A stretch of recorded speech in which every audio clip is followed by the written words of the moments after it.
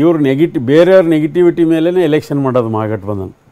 ಆಮೇಲೆ most ಡಿಸಾರ್ಗನೈಸ್ಡ್ election fight ಮಾಡಿದ್ರು ಇವರು ಮಹಾಗಠಬಂಧನ್ದವ್ರು. ಯಾಕಂದರೆ ಎನ್ ಡಿ ಎ ಭಾಳ ಆರ್ಗನೈಸ್. ಯಾವ ಸಂದರ್ಭದಲ್ಲಿ ಕಾಂಗ್ರೆಸ್ ಪರಿಗಣಿಸಬೇಕು ಪರಿಗಣಿಸಲಿಲ್ಲ.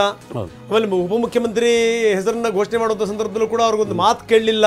ಆಮೇಲೆ ಬರ್ರಪ್ಪ ಜೊತೆಗೆ ಬರ್ರಪ್ಪ ಡಯಾಸನ್ ಶೇರ್ ಮಾಡೋಣ ಅಂತ ಕರೀಲಿಲ್ಲ. ಈ ರೀತಿ ಒಂದು ಸ್ಥಿತಿ ನೋಡಿ. with due respect to Rahul Gandhi, he has not taken any of the elections in the country seriously. ಇಲ್ಲಿ ಒಂದು ಗಮನಿಸಬೇಕು, ತೇಜ್ ಪ್ರತಾಪ್ ಯಾದವ್ 3ನೇ ಸ್ಥಾನಕ್ಕೆ ಹೋಗ್ತಿದ್ದಾರೆ. ಈಗ ಹಿನ್ನಡೆ ಮಾತ್ರ ಅಲ್ಲ, 3ನೇ ಸ್ಥಾನಕ್ಕೆ ಹೋಗ್ತಾ ಇರೋದು. ಅಂದ್ರೆ ತಂದೆ ಪಾರ್ಟಿಯ ವಿರುದ್ಧವಾಗಿ ನಿಂತ ಸಂದರ್ಭದಲ್ಲಿ ಸಾಮಾನ್ಯವಾಗಿ ಏನು ಅಂತಂದ್ರೆ ಆ ಬೆಂಬಲ ಆ ಪಾರ್ಟಿಗೆ ಇದ್ದೇ ಇದೆ. ಈ ಲಾಲು ಬಗ್ಗೆ ಏನೇ ಅಪಸ್ವರಗಳಿದ್ರು ಕೂಡ ಈ ಯಾದವ್ ಸಮುದಾಯ ಅವ್ರ ಜೊತೆ ನಿಂತೇ ನಿಲ್ಲುತ್ತೆ. ಅಂಥದ್ದು ಮನೆಯಲ್ಲಿ ಮಗನೇ ಒಂದರ ವಿಚಿತ್ರ ರೀತಿಯಲ್ಲಿ ವರ್ತನೆ ಮಾಡಿದಾಗ ಧಿಕ್ಕರಿಸ್ಯಾರ ಅವನ್ನ. ಇದು ಸಂಗತಿ ತುಂಬ ಸ್ಪಷ್ಟವಾಗಿ ಕಾಣ್ತಾ ಇದೆ. ಆದರೆ ಅವ್ರ ಅಣ್ಣನನ್ನು ಬೆಂಬಲಿಸ್ಯಾರ. ಸೊ ಇದು ಯಾಕಂದರೆ ನೋಡಿ 64 ಕ್ಷೇತ್ರಗಳಲ್ಲಿ ಕಳೆದ ಬಾರಿಗಿಂತ ಕಡಿಮೆ ಆಗಿರ್ಬೋದು, ಆದರೆ ಎಲ್ಲೋ ಕಡೆ ಪೂರ್ತಿ ಸಂಪೂರ್ಣ ಕೈ ಬಿಟ್ಬಿಟ್ರು ಅಂತ ಇಲ್ಲ. ಮುಖ್ಯಮಂತ್ರಿ ಯಾರಾಗಬೇಕು ಅನ್ನೋ ಸಂದರ್ಭದಲ್ಲೂ ಕೂಡ ಅತ್ಯಂತ ಹೆಚ್ಚು ಜನ ಪರಿಗಣಿಸಿದರು. 36% ಜನ ಅವ್ರಿಗೆ ಮತ ಹಾಕಿದ್ರು. NDA 151 ಕ್ಷೇತ್ರಗಳಲ್ಲಿ ನಾವು ವಿವರಗಳನ್ನು ನೋಡ್ತಾ ಇದ್ದೀವಿ. ಮಹಾಗಠಬಂಧನ್ 87 ಕ್ಷೇತ್ರಗಳಲ್ಲಿ. ಸರ್ ತಾವು ಮಾತಾಡ್ತಾ ಇದ್ರಿ. ಸರ್ ಅದೇ ಹೇಳಿದ್ದು, ಅವ್ರದ್ದು ರಾಹುಲ್ ಗಾಂಧಿಯವರು ಎಲೆಕ್ಷನ್ಗಳು ಸೀರಿಯಸ್ಲಿ ತಗೊಂಡೇ ಇಲ್ಲ. ಅವ್ರು ಯಾವುದು ಎಲ್ಲಿದ್ರು ಅಂತ ಗೊತ್ತಿರಲಿಲ್ಲ ಅವರು. ಈಗ ನೋಡಿ ಎಲೆಕ್ಷನ್ ನಂತರ ಬಂದರು. ಪೋಲಿಂಗ್ ಮೊದಲ ದಿನ ಅವರು ದೇಶ ಬಿಟ್ಟು ಹೋಗ್ತಾರೆ. ಪೋಲಿಂಗ್ ಎಲ್ಲಿದ್ದಾರೆ ಸರ್? 12ನೇ ತಾರೀಕು ಹೋದದ್ದವರು 11ನೇ ತಾರೀಕು ಮೋದಿ ಮಾಡೋದು. ಈಗ ಪಹಲ್ಗಾಮ್ ಆದಾಗ ಬಂದು ಬಿಹಾರ ಕೂತಿದ್ರು, ಇದಾದಾಗ ಈಗ ಡೆಲ್ಲಿ ಇದಾದಾಗ ಭೂತಾನ್ಗೆ ಹೋಗಿದ್ರು. ರಾಹುಲ್ ಗಾಂಧಿ ಪ್ರೈಮ್ ಮಿನಿಸ್ಟರ್ ಅಲ್ಲ, ಮೋದಿ ಪ್ರೈಮ್ ಮಿನಿಸ್ಟರ್. ಭೂತಾನ್ಗೆ ಹೋಗಿ ಅದಾನಿಗೆ ಕೆಲಸ ಮಾಡ್ತಾ ಇದ್ರು. ಅದಾನಿಗೋಸ್ಕರ ಭೂತಾನ್ಗೆ ಹೋಗಿದ್ರು.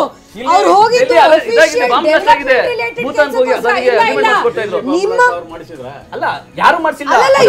ದೇಶ ಬಿಟ್ಟಾಗ್ತಿರಲ್ಲ. ದೇಶ ಯಾರು ಬಿಟ್ಟಾಗ್ತಾರೆ ಅಂದ್ರೆ ಪಹಲ್ಗಾಮ್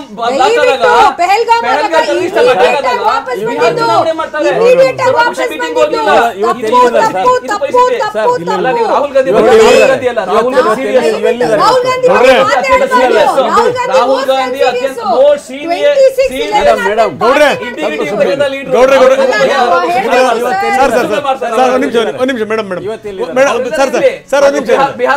ಅಭ್ಯರ್ಥಿ ಅಲ್ಲ ಅವರು. ಬಿಹಾರ ಅಭ್ಯರ್ಥಿ ಅಲ್ಲ, ಚುನಾವಣೆ ಮಾಡಿದ್ದಾರೆ, ಪ್ರಚಾರ ಮಾಡಿದ್ದಾರೆ. ಅವರು ಪ್ರೈಮ್ ಮಿನಿಸ್ಟರ್ ಅಲ್ಲ. ರಾಹುಲ್ ಗಾಂಧಿ ಅವ್ರ ತಪ್ಪಲ್ಲ. ಎಲೆಕ್ಷನ್ ಗೆದ್ಬಿಟ್ರೆ ಗಾಂಧಿ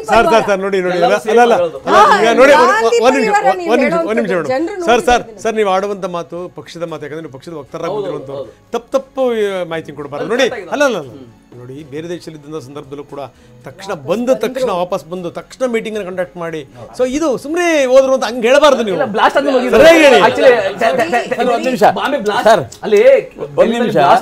ಸರಿಯಾದ ಮಾಹಿತಿ ದೆಹಲಿಯಲ್ಲಿ ಬ್ಲಾಸ್ಟ್ ಆದ್ಮೇಲೆ ಅವ್ರು ಭೂತಾನ್ ಪ್ರಯಾಣ ಮಾಡಿದ್ರು. ಮುಂಚೆ ಬೆಳಿಗ್ಗೆ ಹೋದ್ರು. ಬ್ಲಾಸ್ಟ್ ಆದಮೇಲೆ ನೆಕ್ಸ್ಟ್ ಡೇ ಮಾರ್ನಿಂಗ್ ಅವರು ಭೂತಾನ್ಗೆ ಹೋಗಿ ಅದಾನಿ ಕಾಂಗ್ರೆಸ್ನ ಈ ಸ್ಥಿತಿ ಕಾರಣ ಹೇಳ್ಬಿಡಿ ಸರ್. ಸರ್ ಅದೆಲ್ಲದಕ್ಕೂ ಹೆಚ್ಚಾಗಿ LOP ಅವರು ಲೀಡರ್ ಆಫ್ ಅಪೋಸಿಷನ್. ನೀವು ಮೋದಿ ಬಗ್ಗೆ ಕ್ವೆಶ್ಚನ್ ಸರ್ಕಾರ ಇವತ್ತು ಊರ್ಗೋಲಲ್ಲಿ ಊರ್ಗೋಲು ಯಾವುದು? 2 ಊರ್ಗೋಲು. ಒಂದು ನಾಯ್ಡು ಅವರು, ಒಂದು ನಿತೀಶ್ ಕುಮಾರ್. ಊರ್ಗೋಲು ಬೀಳಬಾರದು ಅಂತ ಹೇಳಿ ಮೋದಿ ಅವರು ಒಳ್ಳೆ ಚುನಾವಣೆಯನ್ನು ಮಾಡಿದ್ದಾರೆ. ಮತ ಕಳ್ಳತನ ಬೇರೆ ವಿಷಯ, ಮತ ಖರೀದಿ ಒಳ್ಳೆ ಚುನಾವಣೆ ಅಲ್ಲ ಅಂದ್ರೆ ಮತ ಖರೀದಿ ಹಂಗಲ್ಲ. ನಮ್ಮ ಮಾತುಗಳಲ್ಲಿ ವಿಶ್ಲೇಷಣೆ ಮಾಡೋದ್ರೊಳಗೆ ಆತರ ಅಲ್ಲ. ಅಷ್ಟೇ ಗೊತ್ತಾ, ಮತ ಖರೀದಿ ಮಾಡಿದ್ದಾರೆ ಸ್ಪಷ್ಟವಾಗಿ ಹೇಳ್ತಾ ಇದ್ದೀನಿ ನಾನು. ಸರ್ ಒಂದ್ ನಿಮಿಷ ಆಸ್ ಎ ರೆಸ್ಪಾನ್ಸಿಬಲ್ ಸಿಟಿಸನ್ ನಾನು ಕೇಳ್ತೀನಿ. ನಾನು ಯಾವ ಪಾರ್ಟಿನೂ ಅಲ್ಲ. ಪ್ರೈಮ್ ಮಿನಿಸ್ಟರ್ ಭೂತಾನ್ಗೆ ಹೋಗಿದ್ರು, ಬಂದರು, ಎಲ್ಲ ಭೇಟಿ ಕೊಟ್ಟರು. ರಂಗನಾಥ್ ಸರ್ ಹೇಳಿದಂಗೆ ಆಯಿತು. ಈ LOP ಇದ್ದವರು ಎಲ್ಲಿದ್ದಾರೆ? ಬ್ಲಾಸ್ಟ್ ಆದಮೇಲೆ ವಿಸಿಟ್ ಕೊಟ್ರಾ ಅಥವಾ ನಿಮ್ಮ ಮಲ್ಲಿಕಾರ್ಜುನ್ ಖರ್ಗೆ ಅವ್ರು ವಿಸಿಟ್ ಕೊಟ್ರ? ಯಾರು ವಿಸಿಟ್ ಕೊಟ್ಟಿಲ್ಲ. ಸ್ಪಾಟಿಗೂ ಹೋಗಿಲ್ಲ, ಅಲ್ಲಿ ಜನರಿಗೂ ಮಾತಾಡಿಸಿಲ್ಲ.